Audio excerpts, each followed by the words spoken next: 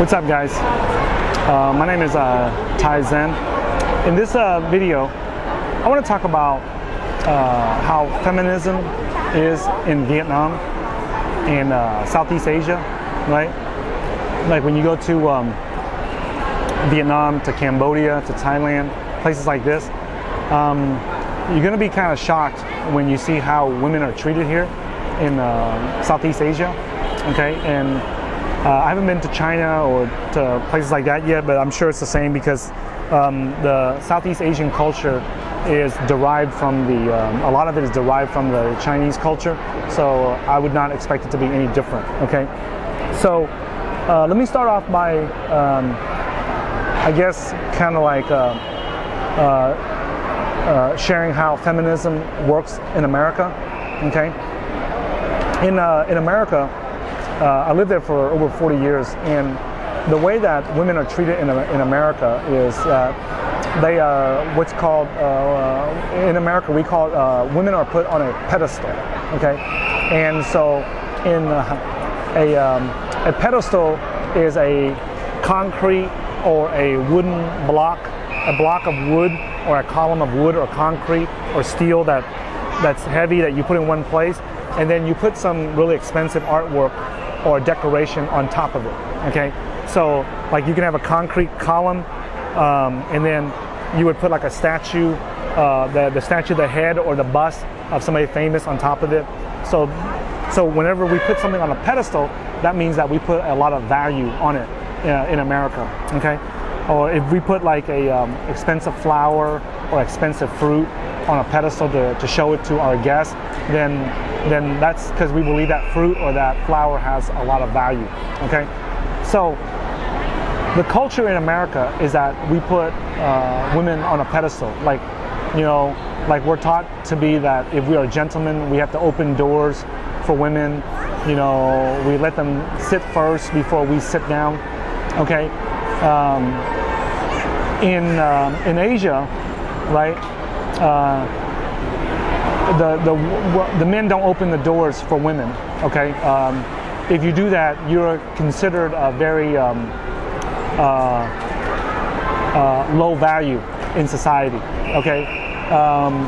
The women here wait until the men exit the door or the elevator first, and then the women follow behind. So this kind of threw me off because when I was looking for some land to buy and some real estate to buy here and buy our house here in Vietnam and in Bangkok, in Thailand, I noticed that whenever the real estate agents were escorting us around and we would go into the elevator, they would not go in first, and then when we leave the elevator, they would not leave first either. And I would say, you know, yeah, go ahead, and I would gesture for them to step out first or whatever, to go first, and they just absolutely refused to go first because it would be considered rude in Asia that someone who is wealthier, you know, or has more money than you do, to walk in front of them or step out in front of them or walk through the door in front of them or eat first before them or just any of that, okay? So that's, I'm not saying it's good, I'm not saying it's bad, I'm just telling you guys that it's different, okay? So if you come over here and you gesture for a woman to, you know, go ahead and walk in front of you first or walk through the door first or open the doors for her, they may not understand that, okay? And in this culture over here, it's also considered rude if they do that. So just be prepared whenever you gesture for them to walk out in front of you and they don't do it, okay? So over in America, the feminists, they believe that they have certain rights, okay? For example, like they have rights to, you know, they should get equal pay as men do. They believe that they should get equal opportunity as men do. They believe that if they're pregnant, they should have time off, you know, because they're a mother and because they're pregnant, okay? In Asia, none of those things make sense, okay? If you can't perform the job, okay, who gives a shit if you're a woman or what is your genitalia, whether you have a set of balls or whether you have a vagina or not? What does that have to do with you doing the job proficiently, okay? So if you can perform that job proficiently, okay, then you should deserve that position, and if you know how to network and know corporate politics and you know how to maneuver around, then you should be the one that's qualified to get that job or that pay, and not just because you have a set of balls or just because you have a vagina. Okay, so if you mention that over here, if like I have not met one woman yet in Asia, okay, that says that, you know what, it's not fair that they don't have more women in that job. Because if you open your mouth and say that, everyone's gonna look at you like you're stupid. Like, what does that have to do with the job? Either you can do it or you don't. So when you guys come over here to Asia, don't be surprised if you see women, okay, this is everywhere. If you see young women, middle-aged women, and older women in their 50s and 60s doing construction work and building houses, okay? They're laying bricks, they're mixing concrete, they're bending rebar, they're doing all kinds of stuff that when you, as a Western individual, when you see it, you would be shocked, like, oh, wait a minute, how is this even possible that this 50 or 60-year-old woman is, you know, bending rebar and pulling rebar up a 3, 4, 5-story building to lay rebar, okay? Or to pour concrete or to mix concrete. They do not see it as any different, guys, right? They just see it as a matter of skill, okay? So in America, right, we base, we claim that we hire people and we judge people based on merit, not on their gender, not on their race, not on their wealth and things like that. But the reality is it does affect the American people when they make a judgment. Okay, like I worked in corporate America, you know, for many years, and you know, no matter how talented I was in sales, right, I would never get to the top until I was white, and you know that's not going to happen. So I had lots of white friends, lots of white coworkers that even though they suck at sales or they're at the same level or less than me, right, then I would see them get promoted all the time, very, very often, just because they were white, okay? And I have no problem with that. I never bitch and complain about that, and even to this day, I don't bitch and complain about that, because when I leave my home country and go to another country of another ethnic group, and I expect to get treated better than they do in their own country, that's just not going to happen. I don't see that being realistic. No matter how many people say that, oh, we're trying to be fair, equal, and justice, you know, I just don't fall for that shit, right? It's just like if you're a white person and you come to Vietnam and you expect to get like a high executive position in any Vietnamese corporation or a high level position in the government offices, that's just not going to happen, okay? Because this is a Vietnamese country, and the people that are going to be at the top levels are going to be Vietnamese people. So I don't see anything wrong with that, okay? Because this is Vietnam. This is not America. This is not Europe. This is not France. It's not, you know, Canada. This is not Australia. So if I go to one of the other countries where white people are the dominant majority, then I cannot expect to get home field advantage either, okay? To get the best treatment possible, all right? So that's just my thoughts, all right? But back to over here, okay? When you guys come over here, one of the things that you're gonna be shocked at, in addition to seeing 50, 60-year-old women doing construction work and laying concrete and stuff, is you're gonna be shocked at the level of, let's just say, attractive girls that in the West you might consider, on a scale of 1 to 10, they may be a 7, an 8, or even a 9, and they're pouring concrete. When you see that for the first time, you are going to be shocked. Like, how is it possible this girl is that attractive and she's out here pouring concrete and breaking bricks, laying cement, laying concrete, laying rebar, welding, right? You don't ever see any stuff like that in America. Like maybe in Europe, I haven't been to Europe, so I don't know, but in America, you do not see women laying rebar, pouring concrete, mixing concrete, shoveling sand and cement together. You do not see that, okay? I've been over there for 40 years, I have not seen that once, okay? I've seen like 1 or 2 female welders, but or machinists, but like hard, manual, blue-collar labor, right? You just don't see that, okay? Now, at the same time, you don't see too many women doing electrical or plumbing work over here either. For some reason, I don't know. Maybe it's because they don't understand electrical or plumbing, but you don't see that, okay? And all the contractors over here that are in charge of the project managers of each construction project, you don't see any women doing that either. Like, I haven't seen any. I've seen lots of construction projects over here, and all of them are men, okay? And none of them are women, okay? They just, and you have to be like, the bigger the construction project, the more of a pit bull that the contractors have to be. The general contractor has to be, because, I mean, he's got a crew of dozens and sometimes several hundred guys, you know, working, and he has to be able to know how to run a very tight ship to meet deadlines and get stuff done on time and done right.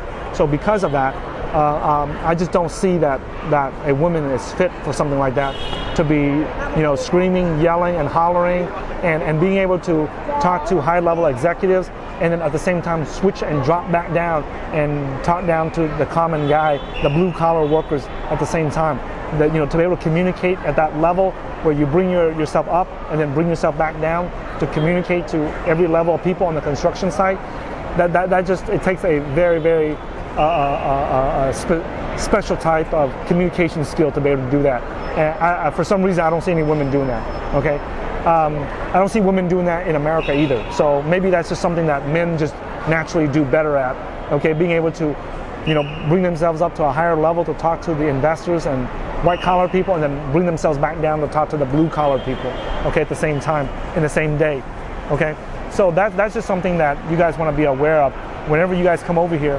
That idea that women should get better treatment than men, it just does not.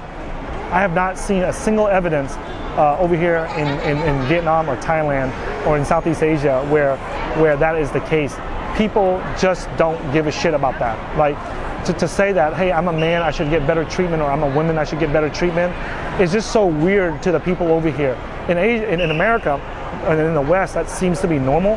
And I lived there for so long that when you come over here, when I came over here, it was actually weird to see that the women get treated the same as the men. Like, the only time you get treated any different is if you have money, or is if you have merit, if you have talent, if you have skill that can actually show the reason why you are better, okay?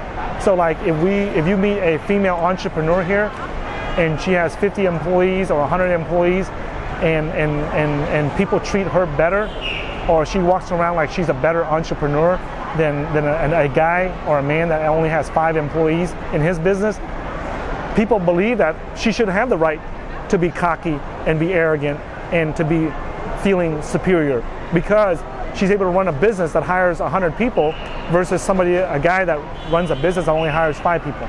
So that's just a natural inclination. Like, if you try to say that, oh, that women should be treated better because she's a woman or whatever, she has breasts and a vagina, you're gonna get the weirdest look from people over here. Okay, so just be aware of that. Okay, women over here in Asia, many of them get hired to be just like a human prop. Now, this is not something that I see in Asia. I mean, in America a lot.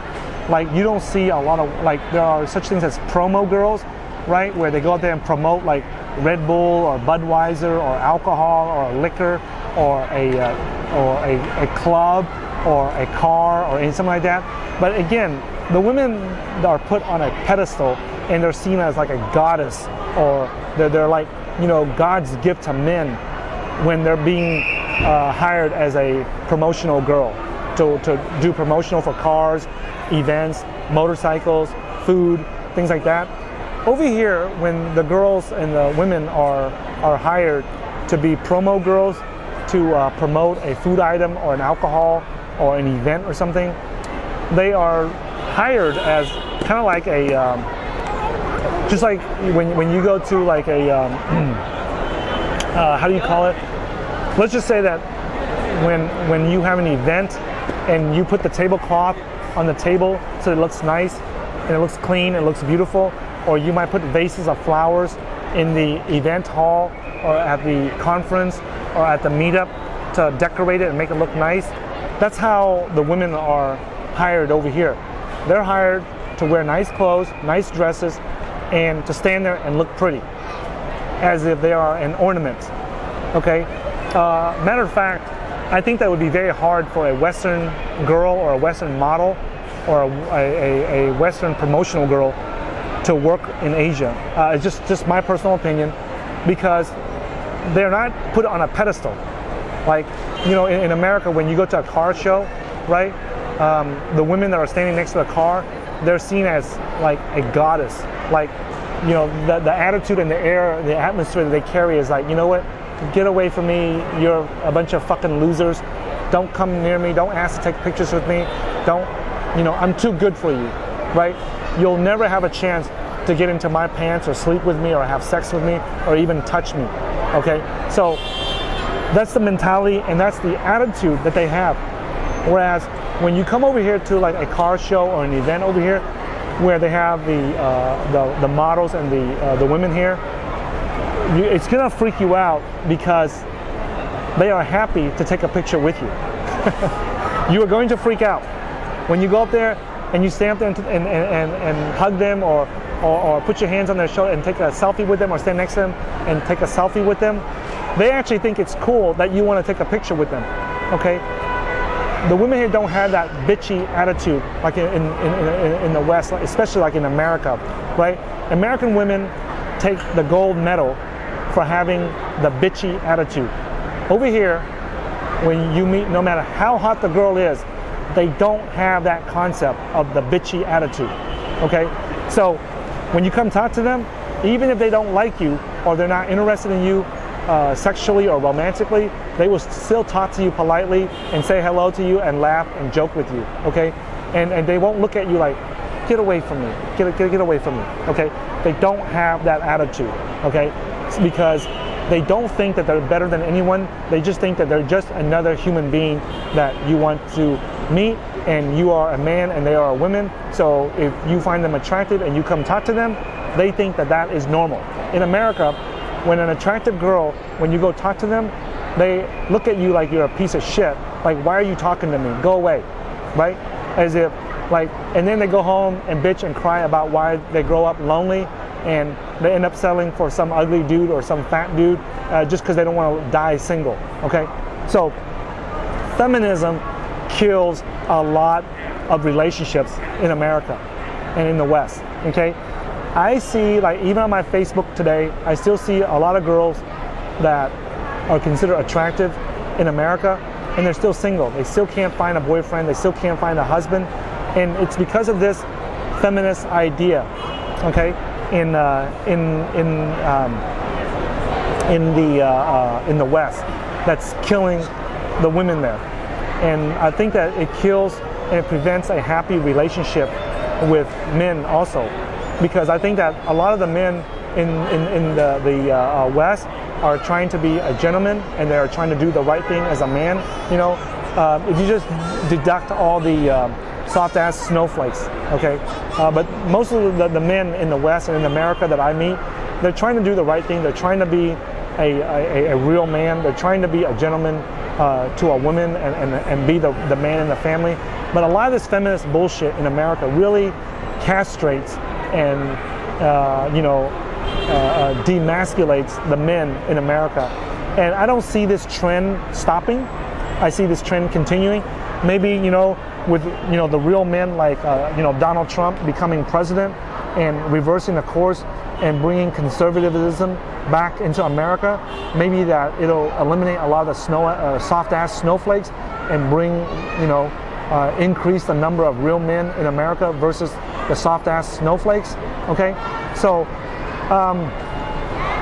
in Asia over here, in Vietnam and in Thailand and Cambodia, one of the things that you'll see that's really, really a beautiful sight to see is that whenever you go out to a public venue where there's a lot of couples, the affection and the romanticism and the romance and the love that you see between the men and the women here, or the young couples here, when you go out to the areas where there's a lot of young couples together, they're sitting together drinking tea, they're sitting together, just sitting together and just being together, you can really appreciate, like, hey man, like It's really nice. It's a really beautiful thing to see that this guy and this girl, they can sit there and mingle and have a very romantic interaction together. That's something that I notice that's very, very different than in America, because the women don't see themselves as like a goddess that every man should worship. Like they make an effort to interact with the man, to build the relationship, to have a romantic relationship, just like they see in the movies, just like they see in the poems, just like they see in the love songs, just like they see in the advertising, just like they see on TV and radio and movies and in the mainstream media. They work together to see that. And it's so subtle that if you don't notice it, you just overlook it. You just see that, oh, this is just a area where couples are coming together to interact with each other. And when you look at the table of single guys and the table of single girls, like they enjoy the fact when guys come and approach them and talk to them. They don't have that nasty, bitchy attitude that Western girls have, especially American girls. Okay, and it makes it so much easier for the single guys to approach them. Okay, if you're an Asian dude, or even if you're a white dude or an American dude, and you're sick and tired of that bitchy attitude that girls want to give you, and then go home and complain why are they still single, I highly recommend that you come to Asia and meet some of the women over here, right? And I would not recommend like you meet the local women. I would recommend that you meet the girls that speak English and have studied Western languages and things like that, because then you can connect with them a lot better, So that's what I would recommend. Okay, so when you go to work, you go out and you interact, in a Western environment like America, you have the girls expect the guys to buy drinks for them, take them out to dinner, pay for everything, and do all this stuff. Now, me and my friends and everyone on my team, we're real men, so that's not a big deal to us. Like when guys ask, me if, hey, should I pay, or should the girl pay, or should we split the bill? And I tell them, man, shut the hell up, go make some more money, and go treat your women right, man.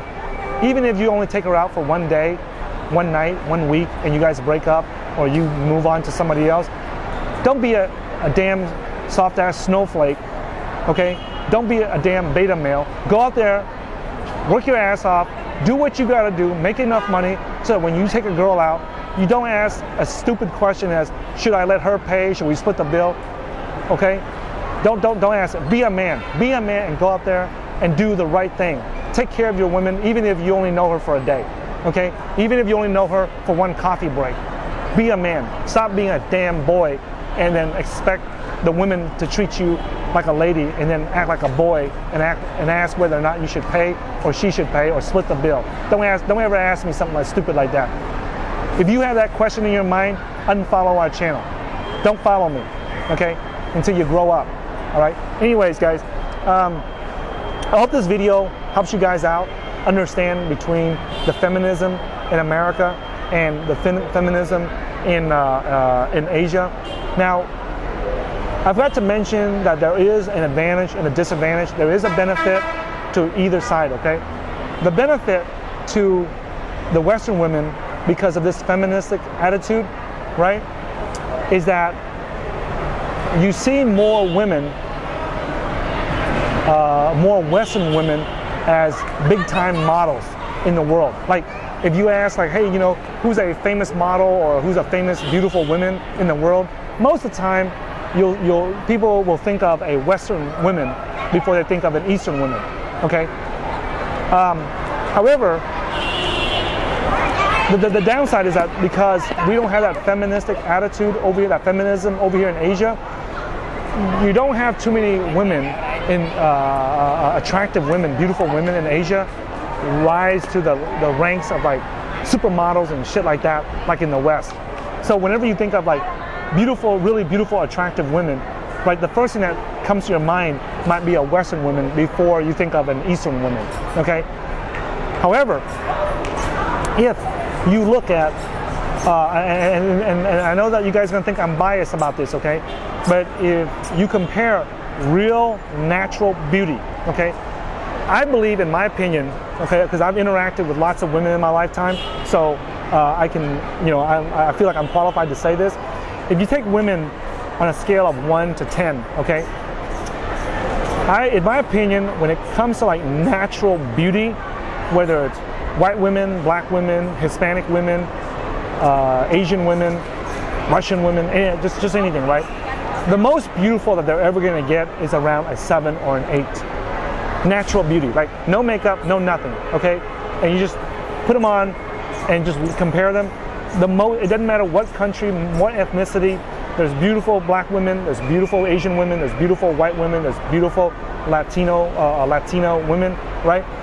They're all, okay? No matter how beautiful they are in their country, no matter how beautiful they are compared to another country, when you look at women from a natural beauty perspective, the most they ever get is a 7 or an 8. And the only way they get to a 10 is that they put on makeup and plastic surgery, okay? They need assistance, okay? Or artificial beauty to take them to that next level. But without artificial beauty, gadgets and trinkets and makeup and silicone and plastic surgery, the most that women can appear beautiful naturally is about a 7 or an 8. Okay, I've seen lots and lots of women, right? I've seen them without makeup. I've seen them with makeup. Makeup and plastic surgery does magic for women, and that's what takes them to the next level. So any girls that are ranked like a 10 or whatever in the world, if you strip them of their makeup and their plastic surgery and you compare them to just natural, beautiful women, right? In my opinion, they're not gonna significantly outdo each other. Okay. Now, I will say this: that I'm gonna have a bias about Asian women. If you just take all the makeup and the plastic surgery off, right? In my opinion, Asian women are one of the most beautiful women on the planet. You look at their skin, right? If you go to my village, my fishing village, and you look at the girls down there, they don't wear any makeup, and you would be shocked at how clear their skin is. No blemishes, no flaws, no nothing. Like when I first went home to my village for the first time, and I saw some of these young, girls, right? I thought that they were using some kind of makeup that I had never seen before in the West. And I come to find out, when I asked the older women, where they're buying this makeup from, or what type they're using, or what are they doing to put on their skin, because they are flawless, right? Their lips are always red and their skin is flawless, okay? I was shocked to find out they don't use anything. That's just how they're born, okay? And the more and more, like the southern part of Vietnam, and I'm biased, okay, guys, because I come from the southern part of Vietnam, from the Cà Mau province, okay? But in that province, the number of beautiful women that have no makeup on and that will just blow your mind, and that have silky, smooth, silky black hair without putting anything in there, is, you are going to be shocked. Okay, so I'm biased, guys. I'm saying that in advance. Okay, so sometimes it's refreshing to see beautiful women without any makeup on, without any plastic surgery, without any of that bullshit on them. Okay, it's sometimes nice to see that. Okay, because we live in a world now where there's so much fake shit where we don't get to see that no more. Okay, so I hope this video helps you guys understand about feminism in the East and the West. If you like it, subscribe to our channel, follow me on Twitter at HeyTaiZen, and I'll see you guys in the next video. Thank you.